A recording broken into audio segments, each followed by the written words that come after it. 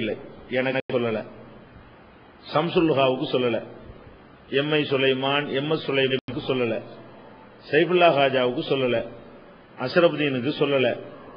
இன்னும் நாங்கள் யாரெல்லாம் தாயிகளா இருக்கிறோமோ ஒரு தாய்க்கும் அவர் சொல்லவே இல்லை. இந்த குற்றாலம் என்பது கடையநல்லூரிலிருந்து 6-8 கிலோமீட்டர், ரொம்ப பக்கத்துல.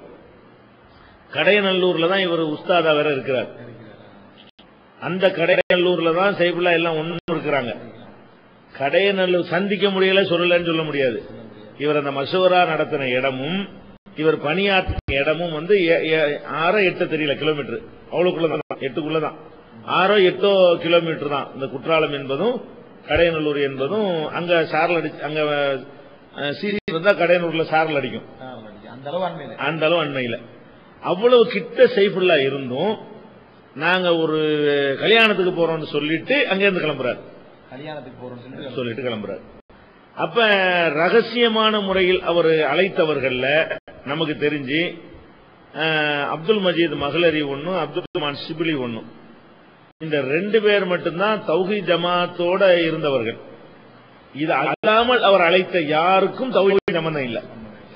தௌஹீத்வாதிகளை செட் பண்ணி அந்த மசூரா கூட்டினா கூட ஏதோ தௌஹீத் சம்பந்தம் நம்ம எடுத்துக்கொள்ளலாம். இவர் அழைத்த அந்த 18 பேரை 20 பேரோ 30 பேரோ கூடியிருக்கிறாங்க, 15க்கு மேல உள்ளவர்கள் கூடியிருக்கிறாங்க. அப்படி கூடியவர்கள் அப்துல் ரஹ்மான் ஷிபிலி என்பவர் நம்ம ஜமாத் சார்பாக ஒரு பள்ளியில இமாமா இருந்தார் பேர்னாம்பட்டில். அப்துல் மஜீத் மகளரி என்பவர் ஒரு காயல்பட்டத்தில் ஒரு இமாமா இருந்தார். ஆயிஷா சித்திகா மர்சாவுல உஸ்தாதாவும் இருந்தார். தௌஹீத் ஜமாத்தில் இருந்தார்னு சொல்லலாம். அவங்கள தௌஹீத் பணியில நம்ம கூட இருந்தார்கள் இணைந்து. இந்த 2 பேரும் இவரை தவிர அதுல கலந்து கொண்டவர்கள் எல்லாம் யாருன்னு கேட்டா யாரும் இல்லை. நமக்கு எந்த வகையிலும் அவர்கள் சம்பந்தம் இல்லை, தௌஹீதும் இல்லை. தௌஹீதுல ஒரு ஆக்டிவா இருந்தார்கள் என்று அடித்து சொல்லவும் முடியாது.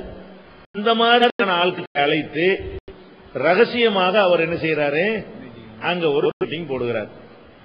அப்ப இந்த ரகசியமா ஒரு ஜமாத்துக்கு தலைவரா இருக்கக்கூடிய ஏன் போட்டுட்டா தாவா சம்பந்தமாக போட்டேன்னு அவர் சொல்கிறார். குற்றாலத்தில் இது எங்க நடக்குது, ஒரு குற்றாலத்தில் வீடுகள் அதாவது சீசன்ல சமாளிக்கிறதுக்காக வேண்டி வாடகை வீடு கிடைக்கும், அதுல வீடு வாடகைக்கு எடுத்து மண்டபங்கள்லாம் ஜாஸ்தி கிடையாது. இந்த மாதிரி வீடு கட்டி வச்சிருப்பாங்க, ஃபேமிலியோட 10 பேர் தங்கிக்குவாங்க, குளிச்சுட்டு போயிருவாங்க. அந்த மாதிரியாக வாடகை கிடைக்கும். அது மாதிரி இந்த மாதிரியான ஒரு இடத்தை வாடகைக்கு பிடித்து அதுல என்ன செய்யறாருன்னு கேட்டா ஒரு மசூரா ஒண்ணு நடத்துகிறார். அந்த குற்றாலத்தில் குளிக்கிறதுக்காக சீசனுக்கு நம்ம பிள்ளைங்க எல்லாம் போவாங்க. அவங்கள 2 பேர் கூட உங்களை பார்த்திருக்கிறாங்க மத்தியானத்தில் குளிக்க வந்ததை. என்னங்க இங்க இருக்கிறீங்க, ஒரு நோட்டீஸ்லயும் பேரையும் காணோம், ப்ரோக்ராமுக்கு தானே வருவாங்க நம்ம எல்லாம். குற்றாலத்துக்கு எங்க பக்கத்துல பயணம் இருக்குதா என்னன்னு கேட்டோம்னா இல்ல ஒரு நிக்காவுக்கு வந்தோம் அப்படின்னு வேற பதிலும் சொல்லியிருக்கிறார். இவர் அங்க கலந்ததே அவர் மறுக்க இயலாது. மசூராவுக்கு அழைத்து அத்தனை பேரையும் சொல்லி இவங்க எல்லாம் தௌஹீதுல உள்ளவங்கன்னு ஒரு சொல்ல இயலாது. எதுக்கு மசூரா பண்ணீங்கன்னா தாவா பண்றது எப்படிங்கிறதுக்கு மசூரா பண்ணேன்னு சொல்றாரு பதில். தாவா பண்ணுவது எப்படின்னு எங்களை விட்டுட்டு நீங்க தாவா பண்ண போறீங்களா, நாங்கெல்லாம் சொல்லாத எந்த யோசனையும் அவங்க எல்லாம் சொல்லிடுவாங்க. இப்ப நாங்கெல்லாம் தாவாவுக்கு இது எது குற்றாலத்தில் பண்ணணும் ஓப்பனா அறிவிச்சு பண்ணலாமே. இது குற்றாலத்தில் பண்ண வேணா உணர்வுல போட்டு ஏகத்துவம் பத்திரிகையில போட்டு மீடியா வேர்ல்டு வின் டிவில போட்டு என்ன செய்யலாம், இத்தனாம் தேதி தாவா மசூரா இருக்குன்னு சொல்லி போடலாமே. இது கள்ள மசூரா, இது அத்தனமா எதுக்கு மசூரா. அப்பதான் நம்ம நினைக்கிறோம் அரசாங்கம் சொல்வதில் ஏதோ ஒரு இருக்குது, நமக்கெல்லாம் தெரியாத ஒரு செயல் திட்டத்தை நம்ம தலைவரா ஏற்றுக்கொண்டிருந்த ஒருத்தர் செய்கிறார். இவர் செய்யற காரணம் அவர் சொன்னபடி ஒருவேளை லஷ்கர் தைபா மாதிரி இருந்து அந்த மாதிரி இந்த பசங்களை ஒரு உசுப்பிட்டு ஏதாவது பண்ணி இவர் தலைவராக இருக்கும் பொழுதே அந்த மாதிரி சம்பவங்கள் நடந்து விட்டால் ஒவ்வொரு ஊர்ல உள்ள தௌஹீத்வாதியும் அள்ளிட்டு போய் மிதிப்பான இவர் எப்படி வைத்துக் கொள்வது? வேற எந்த போய் எங்களுக்கு கிடையாது. அந்த வருஷத்துக்கு முன்னாடி வரைக்கும் இந்த தர்ஜிமாவை சரிபார்க்கிறதுல கூட உட்கார்ந்து 8 நாள் இருந்தார். சரிபார்த்து 5ஆவது நாள் தான் கைது செய்யப்படுறாரு. அது 5 நாளைக்கு முன்னாடி வரைக்கும் நாங்க ஒன்னா ஒரு தட்டுல சாப்பிட்டோம். 5 நாளைக்கு முன்னாடி வரைக்கும் இது ஒரு தலைவர் செய்யற வேலையா? தர்ஜிமா சரிபார்க்கிற சந்தர்ப்பம் தான் சம்பவம் நடந்தது. குற்றால சம்பவம் அது நடந்தது எங்களுக்கு தெரியாது. கைது பண்ணோம்னா எங்களுக்கு தெரியும், கைது பண்ணும்போது தெரியுது. ஆனா அப்ப நடந்துருச்சு, அதுக்கு முந்தைய நடந்தது எங்களுக்கு தெரியாது. ஆனா எப்ப தெரியும், கைது பண்ணும்போதுதான் குற்றாலத்தில் அவங்க கூட்டினார்கள் போனார்கள், அடிச்சு மிதிச்சு வாக்குமூலம் வாங்குறான் வருது. அப்ப நம்ம விசாரிக்க ஆமா அவங்களே ஒத்துக்கிறாங்க குற்றாலத்துக்கு போனது உண்மைதான், எதுக்கு தாவாவுக்கு போனோங்கிறாங்க. நீ என்ன எங்களை விட்டு என்ன பக்கத்துல சைஃபுல்லாவுக்கு சொல்லாம என்ன தாவா, அது பக்கத்துல மேலப்பாளையம் இருக்கு, அதுக்கு பக்கத்துல இருக்குது, அங்கதான் இருக்குது, அங்கதான் சுலைமான் இருக்காரு, அவங்களுக்கு எல்லாம் சொல்லாம என்ன தாவா பண்ண போறீங்க? இது துரோகம் இல்லையா? இது ஒரு தலைவரா இருக்கிற எவ்வளவு நம்பணும் நாங்க.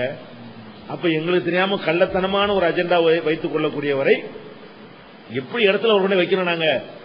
எங்களுக்கெல்லாம் அவர் தான் தலைவர்னு சொல்லி அவரை புகழ்ந்து பாராட்டி இவர் மாதிரி பதில் சொல்றதுக்கு ஒரு ஆள் கிடையாது.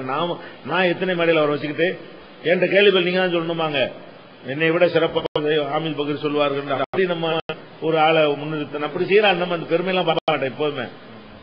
அந்த மாதிரியான ஒரு அமைப்பே கிடையாது. அடுத்தவங்களை முன்னிறுத்தி அடுத்தவங்களை நல்லா வரணும், மூத்தகையாத்து இருக்குது அழிஞ்சு போயிடக்கூடாது, நமக்கு பிந்தி இந்த வேலை நடக்கணும் நம்ம திங்க் பண்றோம். அதுக்காக வேண்டி அவரை வேற எப்பவுமே வேறவங்கள தலைவரா வச்சுதான் பின்னுக்கு வந்துகிட்டு இருக்கிற காரணம் என்னன்னா, அது அப்படியாவது உங்க முன்னுக்கு வரட்டும், ஃபீல்டுக்கு வரட்டும் அப்படிங்கிற மாதிரி. விவாதத்தில் கூட நம்ம ஏன் பங்கெடுக்கல, இவன் தான் பண்றான்னு வரக்கூடாது, எல்லாரும் பண்ணுவாங்க தௌஹீத் ஜமாத்துங்கிறது தான் அந்த ஆமா ரொம்ப சரியா போகலன்ற நிர்பந்தமா நான் நுழைகிறேன். கண்டிஷன் போட்டு போனது அவங்க தான் பண்ணணும், நான் பண்ணக்கூடாதுன்னு தான் போனேன். சும்மா தான் உட்கார்ந்து இருப்பேன். இது தௌஹீத் ஜமாத்துக்கும் தௌஹீதுக்கும் அவன் பயப்படணும், ஒரு ஆளுக்கு பயப்படக்கூடாது. நம்ம நினைக்கிற சொன்ன தௌஹீதுக்காரங்க கரெக்டா இருப்பாங்கன்னு பயப்படணும். அதனால நீங்க பேசணும்னு சொல்லி நம்ம அப்படி எல்லாரும் என்ன செய்யறோம், முன்னு கொண்டு வர நினைக்கிறோம். இப்ப இவர் வேற எனக்கு அவருக்கு காசு பண்ண தகராறா வேற எதுவும் பிரச்சனை ஒன்னும் கிடையாது. எந்த ஒரு சண்டையோ சச்சரவையோ பகமையோ ஒண்ணுமே கிடையாதுங்க. அப்ப இது நல்லதா, இதுக்கு ஒரு பதில் சொல்லட்டும். இதை செஞ்சா என்ன செய்வாங்க? அப்ப எல்லாரையும் இழுத்து உள்ள கொண்டே போட்டு போனா தாவா செய்ய 50 வருஷத்துக்கு தேவை செய்யலுமா? இப்படி ஏதாவது உண்மையா இருந்த கள்ள மசூரான்னு விளங்கிருச்சு. அப்ப வேற எந்த கிரவுண்டும் இல்ல, அவங்க அரசாங்கம் சொல்வதை தவிர வேற எதுக்கும் அவங்க கூட தேவையில்லை. என்ன வெறும் தௌஹீத்வாதிகள் கலெக்ட் பண்ணி கூடனா கூட மனசாரி போயிடும். தௌஹீத் அல்லாதவர்களும் கூடியிருக்கிறார்கள். அப்ப அவர்களோட எல்லாம் இவர்களை ஒன்றிணைந்த இந்த அஜெண்டா எது? தௌஹீத்வாதிகளா கூடனா தௌஹீதுங்கிற அஜெண்டா இருக்கலாம். தௌஹீத்வாதிங்க ராமபாடு நானும் ஒன்னா உட்கார்ந்தா இஸ்லாம்ங்கிற அஜெண்டாவா இருக்கு. எங்க ரெண்டு பேருக்குள்ள அந்த பொது அஜெண்டா என்ன? உனக்கு அவனுக்கு உள்ள பொது அஜெண்டா என்ன அதை சொல்லு. ஒரு அஜெண்டாவும் இல்லை இதை தவிர. அப்படி ஒரு சந்தேகத்துக்குரிய ஆளை நாங்க எப்படி வச்சிருப்போம்? வேற ஒண்ணு நம்ம மேல இங்க ஒரு உண்மை கிடையாது. இதுதான் அடிப்படையான காரணம். இது சரியா இல்லன்னு நீங்க யோசிக்கிறீங்க. அப்ப பொருளாதார ரீதியாக ஒரு நேர்மையா நடக்கல, இது ஒரு காரணம். ரெண்டாவது திருமணம் முடிச்சாரு, அதனாலதான் விளக்கிறோம். இப்படி ரெண்டு காரணம் சொல்றாங்க. இது சம்பந்தமாக ஏதாவது சொல்லிருங்க. அதாவது பொருளாதார ரீதியாக அவர் சரியா நடக்கலை என்பது உண்மை. ஆனா அதுக்கு காரணம் அது இல்ல.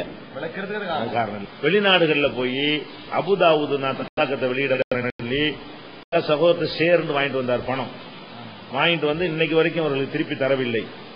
அந்த அவர் பட்ட கடனை எல்லாம் நம்ம கொடுத்த மக்கள்கிட்ட வசூல் பண்ணி பாதி அளவு கடனை நம்ம தீர்த்தோம். அதுக்கப்புறம் என்ன பண்ணோம்னா திருமதியை வெளியிடுறதுக்கு மீதி வைத்த ஒரு கட்சியிருந்தார் பணம். திருமதியுடைய முதல் பாகத்தை அதுலதான் வெளியிட்டு அந்த வித்து வருமான லாபம் அதை கொடுக்கறதுன்னு சொல்லி என்ன செஞ்சோம், அந்த பணத்தை நம்ம செட்டில் பண்ணோம். சாஜிதா சக்கரியாட்ட தான் அந்த புஸ்தகம் எல்லாம் இருந்துச்சு. நம்ம கடனை எல்லாம் இங்க அடைச்சிக்கிட்டு இருக்கிறோம். அவர் ஏன் புஸ்தகம் அதை நீ கொடுக்காதுன்னு சொல்லி நம்ம அந்த பணத்தை தர முடக்கிட்டாரு, அதையும் வாங்கிட்டாரு. நம்ம அவர் வாங்கின கடன் நம்ம கழிச்சிருக்கிறோம். இந்த புஸ்தகம் வித்த காசையும் அவர் எடுத்துக்கொண்டார். நேர்மைங்கிறது உண்மை. எந்த சபையிலும் நான் நிரூபிப்பேன். ஆனா முகத்து முன்னாடி எல்லாம் சொல்ல மாட்டேன். மூஞ்சி கிணறு இப்ப என் முன்னாடி வந்து பேச சொன்னால் சாதாரண கூட நிரூபிப்பேன். அதே மாதிரி இங்க தௌஹீதுல ஏழைகள் தான் நம்ம நாட்டில் ஜாஸ்தி. வசதி உள்ளவங்க ரொம்ப குறைவா தான் தௌஹீதுல இருப்பாங்க. அந்த வசதி உள்ளவங்க போய் ஜமாத்து பேரை சொல்லி 2 லட்சம் 1 லட்சம் இவர் வாங்கியிருக்கிறாரு. ஜமாத்து அக்கௌண்ட்ல வரல. ஜமாத்து பேர் ஜமாத்து கணக்கு வரணும்ல, வரல. அப்ப அவங்கள்ட்ட நாங்க நன்கொடைக்கு போகும்போது அவங்க தலைவர் வாங்கினார்ல அமீன் பக்ரி, அந்த ரூபாய் தந்துட்டு நன்கொடை கேளுங்கிறாங்க. என்னையா வாங்கினாருன்னா அங்க 2 லட்சம் 1 லட்சம் 8 லட்சம் இப்படி 8 லட்சம் ரூபாய் ஜமாத்துல வரல. இவர் வாங்கிக்கிறார். உடனே சைபுல்லாவுக்கு போன் பண்றேன், துணைத் தலைவரை